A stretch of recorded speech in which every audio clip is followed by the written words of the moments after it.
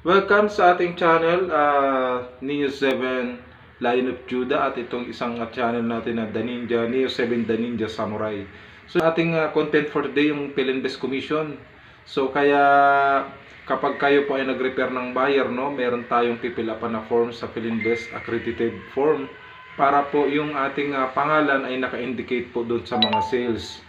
At ang maganda po nito ay mayroon kayo marireceive na do not reply from Philinvest. Kaya nung pandemic, grabe, wala tayong pera, wala tayong source of income, walang trabaho, pero nagre-release po sila, napakadami nilang ni-release. At hindi ko na po pinakita lahat ng mga commission dyan na na-release, no?